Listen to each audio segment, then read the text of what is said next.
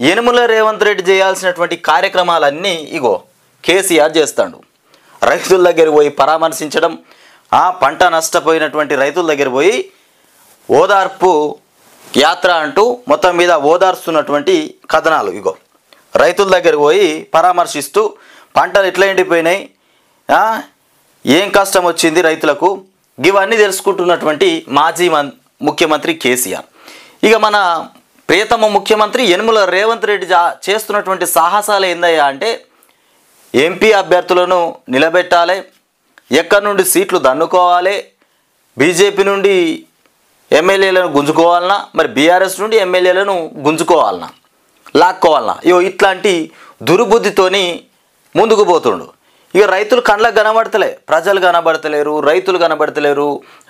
కష్టపడి ఏరి కోరి తెచ్చుకున్నారయ్యా మీరు రేవంత్ రెడ్డిని, ముఖ్యమంత్రి రేవంత్ రెడ్డిని.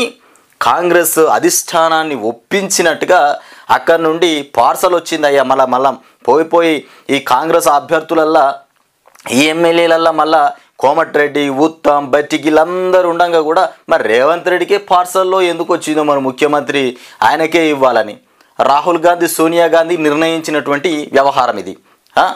కాంగ్రెస్ పార్టీకి ఉన్నటువంటి చెడ్డ పేరు, గతంలో చెడ్డ పేరే కాంగ్రెస్ది. 60 సంవత్సరాలు తెలంగాణను పరిపాలిస్తే అప్పుడు ఏం లేదు, ఎండిపోయిన గరక, ఎండిపోయిన పొలాలు తప్ప నీటి సుక్క లేనటువంటి పరిస్థితి ఉండే తెలంగాణ రాష్ట్రంలో. ఇప్పుడు మళ్ళీ 3 నెలల్లో కాంగ్రెస్ పార్టీ అధికారంలోకి వచ్చింది. ఇగో ఇదే పరిస్థితి మళ్ళీ నెలకొన్నది.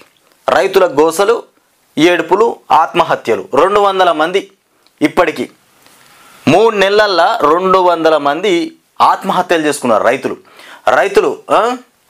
ఇక రైతులు బలయ్యారు. దండం పెట్టి వేడుకుంటున్న రైతన్న, దయచేసి ఆత్మహత్య చేసుకోవద్దు. బీఆర్ఎస్ మీకోసం, మీ పిల్లల కోసం, మీ భవిష్యత్తు కోసం తరతరాలుగా ఎంబడే ఉంటుంది.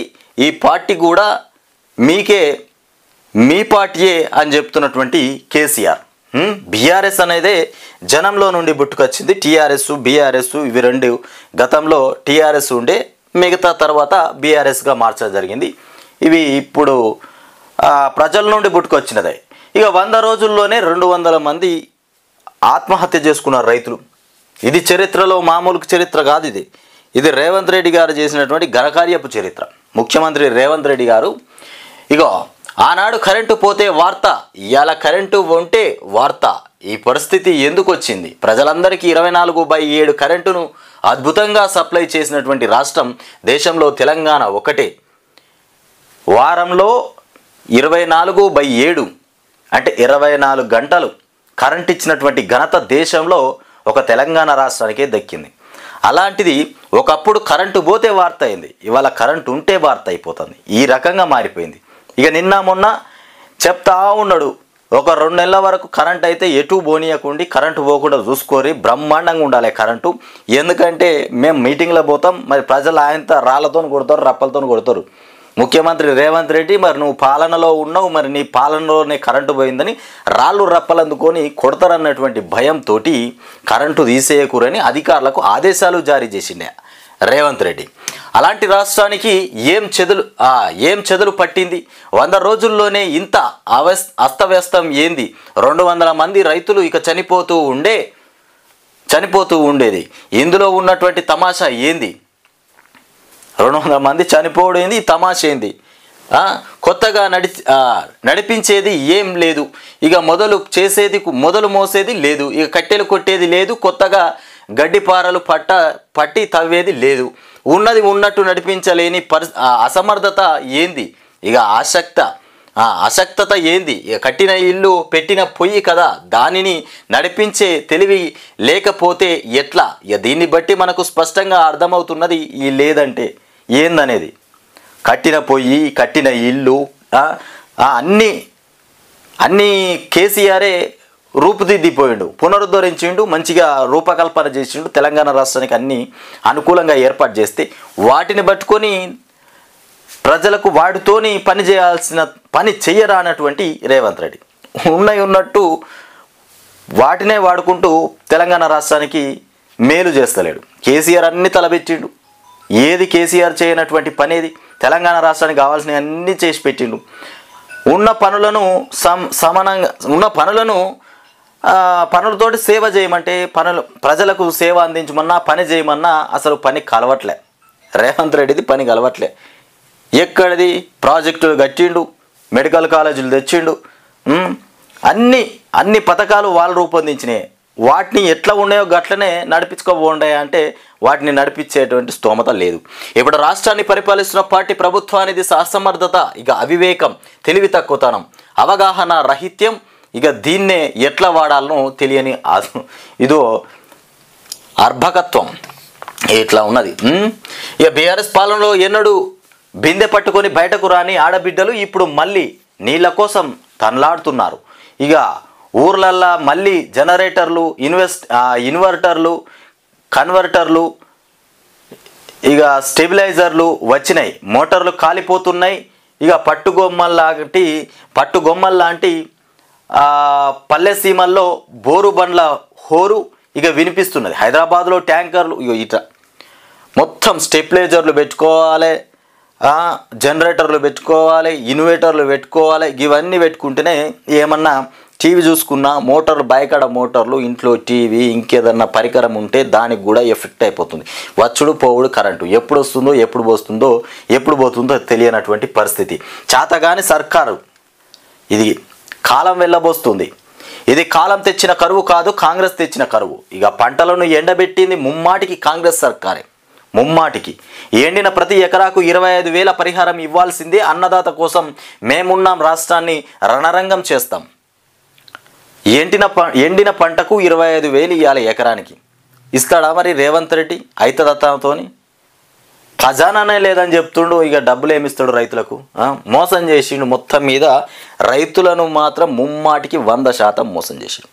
ఓట్లు వేయించుకునే వరకే మాయ మాటలు చెప్పిండు. ఓట్లు పడ్డ తర్వాత తన్నుడు దంతే జనాలను ఎన్నో పడాలి. ఇక పోయి ఎకరాకి 50,000 పెట్టుబడి పెట్టినాం, 2 నెలల్లో 12 బోర్లు వేసినా లాభం లేకపోయింది, ఊరు సగం ఊడ్చుకుపోయింది అంటూ ఆవేదన చెందినటువంటి సరోజనమ్మ. ఇక సూర్యాపేట మండలం ఎర్కారం మహిళా రైతును ఓదార్స్తున్నటువంటి కేసీఆర్. ఇక గర్జించిన కేసీఆర్ కాంగ్రెస్ సర్కారు తీరుపై యుద్ధబేరి ప్రకటించారు. మొత్తం ఇక మిస్టర్ చీఫ్ మిస్టర్ యాడ పన్నావు, చిల్లర డ్రామాలతో కాళేశ్వరం ప్రాజెక్టును ఇక పట్టిస్తున్నారా?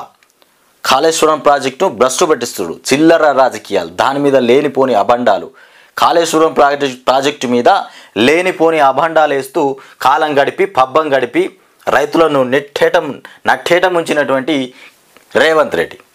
ఇక రాజకీయాలు చేసుకుంటూ పోతే రాష్ట్ర ప్రజలేం కావాలి? రాజకీయం చేసుకుంటూ పోతే రాష్ట్ర ప్రజలేం కావాలి?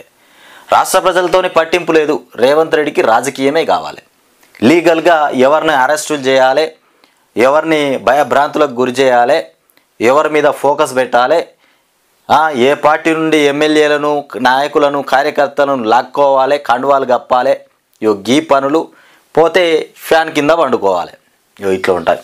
ఇక పంటలెండుని నక్కల్ని గుంజుకొని సంకల గుద్దుకొనుడు కాదు, కుక్కల్ని నక్కల్ని గుంజుకొని సంకల గుద్దుకొనుడు కాదు, గీడ పనులు చేయయ్యా ముఖ్యమంత్రి రేవంత్ రెడ్డి. జర నీ ముక్కు మీద, నీ మూతి మీద, జర నీ మొహం మీద ఉన్నటువంటి ఆ అందాలను కొంచెము ఆలోచించి ప్రజలకు కొంచెం సేవ చేయి. సేవ చేస్తే నీ ముఖ్యమంత్రి పదవికి దండం పెడతారు.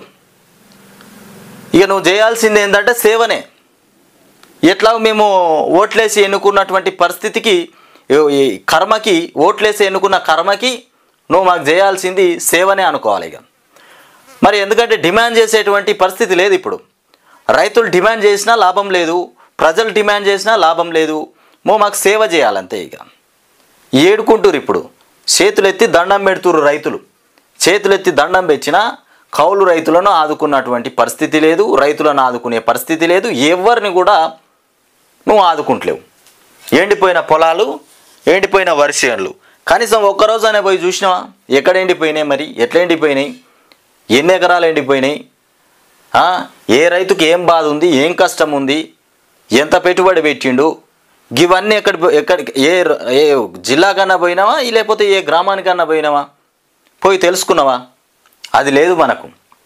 ఏమున్నా ఆ ఊళ్ళో ఎండిపోయిన విషయం పక్కన పెట్టి ఆ ఊరికి ఫోన్ చేసి మీ నియోజకవర్గంలో బీఆర్ఎస్ ఎమ్మెల్యేలు బీఆర్ఎస్ నాయకులు ఎవరెవరు ఉన్నారు, బీజేపీ నాయకులు ఎవరెవరు ఉన్నారు, వాళ్ళను మనం తీసుకోవాలంటే ఎట్లా ప్రయత్నం చేయాలి, ఎట్లయితే మన దగ్గరికి వస్తారు, గిట్లాంటి మాటలు మాట్లాడుతూ ఎప్పుడు చూసినా పార్టీ కోసము నీ పదవుల కోసమే తిప్పలు పడుతున్నావు రేవంత్ రెడ్డి. ప్రజల కోసము ఒక్కసారి గట్టిగా రిస్క్ తీసుకో, పనిచేయి. కొంతమంది నీ మీద ఆశలు పెట్టుకునేసిరు, కొన్ని చోట్ల వేయకపోవచ్చు ఓట్లు, మిగతా చోట్ల నీ మీద ఆశలు పెట్టుకునేసిరు, అందరినీ మోసం చేయి.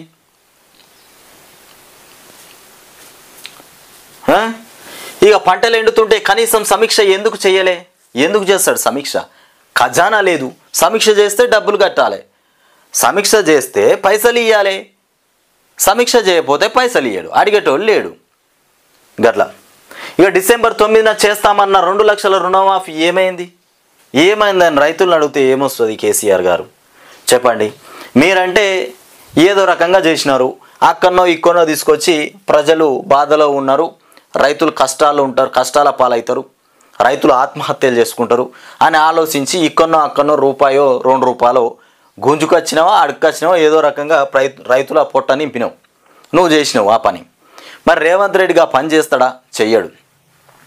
ఆయన రాజకీయంలోకి వచ్చిందే పదవులు ఆశించడానికి, మీ మీద పగబట్టడానికి, ప్రతీకారం తీర్చుకోవడానికి. ఇట్లాంటి మనిషికి ఇవాళ ముఖ్యమంత్రి హోదాలో ప్రజలకు సేవ చేయమంటే ఏ నుంచి చేస్తాడు చెప్పండి? సామాన్యపు ఒక రైతు మొన్న ఫోన్ చేసి నాకు, నేను ముఖ్యమంత్రి పదవిగా నేను చేస్తా, రేవంత్ రెడ్డిని దిగిపోమ్మను, చేత కాకపోతే దిగిపోమ్మను అని చెప్పిండు. అట్లా ఇక ఉద్యమ గొంతుక రైతు బాధై ధ్వనించింది, ప్రగతి సూచిక రాజకీయ సూచికలను ధిక్కరించింది. ఇక పనితీరు నిరూపించుకునేందుకు కొత్త ప్రభుత్వానికి 4 నెలలు సమయం ఇచ్చి మౌనంగా వేచి చూసినటువంటి బీఆర్ఎస్ అధినేత మాజీ ముఖ్యమంత్రి కేసీఆర్ 4 నెలలు సమయం ఇచ్చిండు, వాస్తవమే. ఇక తెలంగాణ రైతన్నకు బాసటగా రంగంలోకి దిగారు. కరువు కోరల్లో చిక్కుకున్నటువంటి అన్నదాతకు ధైర్యం చెప్పేందుకు ముందుకు కదిలారు. అన్ని సిద్ధంగా ఉన్నా అమలు చేయలేని చేతగాని చావలేని అసమర్థత కాంగ్రెస్ సర్కారు వల్లే ఈ కరువు వచ్చిందని ఇక కథనబేరి మోగించారు. తెలంగాణలో రైతులు ఆత్మహత్యలు చేసుకునే రోజు మళ్ళీ వస్తుందని తాను ఎప్పుడూ అనుకోలేదంటూ కన్నీటి పర్యంతమయ్యారు. ఈ కష్టం శాశ్వతం కాదని, రైతులు ఆత్మహత్యలు చేసుకోవద్దని దండం పెట్టి నిండు మనసుతో నేడు కోరుకున్నారు. ఇక జనగామ, సూర్యాపేట, నల్గొండ జిల్లాలో కేసీఆర్ ఆదివారం ఇక పర్యటించినటువంటి వ్యవహారం. ఇక మొత్తానికి జనగామ జిల్లాలో నల్గొండ, సూర్యాపేట, నల్గొండలో కూడా పర్యటించుండు కేసీఆర్. ఈ చోట్ల పూర్తిగా అక్కడ రైతులు ఏడుస్తుంది అమ్మ, రోదన, ఏడుపు. ఈ ఏడుపు చూడుర్రి, ఈ ఏడుపు కారణం ఎవలయ్యా అంటే రేవంత్ రెడ్డి. సిగ్గు లేక ముఖ్యమంత్రి పదవి భరించిన కొంచెమంతనన్నా సిగ్గు ఉండాలి కదా. మానవత్వంతో అన్నం తింటున్నాము మనం, కొంచెం ఇక్కడ ఏడుస్తుంటే కొంచెం ఆలోచించాలి. ప్రజలు నీకేం మోసం చేసిరు? నువ్వు కాపలా కాస్తావానికి నమ్మి ఓట్లు వేసిండ్రు కదా, నీకేదన్నా నమ్మిచ్చినారా ప్రజలు? నమ్మి నిన్నేదన్నా మోసం చేసినారా? నీకో మాట చెప్పి వాళ్ళు మోసం చేసిరా ప్రజలు? చేయలే కదా. బ్రహ్మాండంగా నీకు ఓట్లేసి గెలిపించారు. మరి వాళ్ళ నోట్ల మట్టి ఎందుకు కొడుతున్నావు? ఇక్కడ రైతు ఆవేదన చూడు. జనగామ జిల్లా దేవరుప్పల మండలం ధరావత్ తండాలో నీళ్లు లేక ఎండిన వరి కంకులను చూపించి కేసీఆర్కు తమ ఘోషను వినిపిస్తున్నటువంటి రైతు మలోతు లక్ష్మణ్. 100 రోజుల్లో 200 మంది ఆత్మహత్య. ఇక తన మనస్సు ఎప్పుడూ తెలంగాణతోనే ఉన్నది. గత 23 ఏళ్లుగా తానెప్పుడు తెలంగాణ ప్రజల్లోనే ఉన్నాడు. ఉద్యమ నాయకుడిగా పోరుబాటలో ఉన్న, అధికారంలో ఉన్న, ఎన్నికల్లో గెలిచినా ఓడినా, పదవి దిగినా, వెంట ఎందరున్నా ఎవరు లేకున్నా ఇక అతనున్నది మాత్రం తెలంగాణతోనే. తెలంగాణ నమ్ముకున్నది ఆయననే. ఇక తెలంగాణ రైతుల్లో తనొక రైతు, తెలంగాణ బిడ్డలకు అన్న,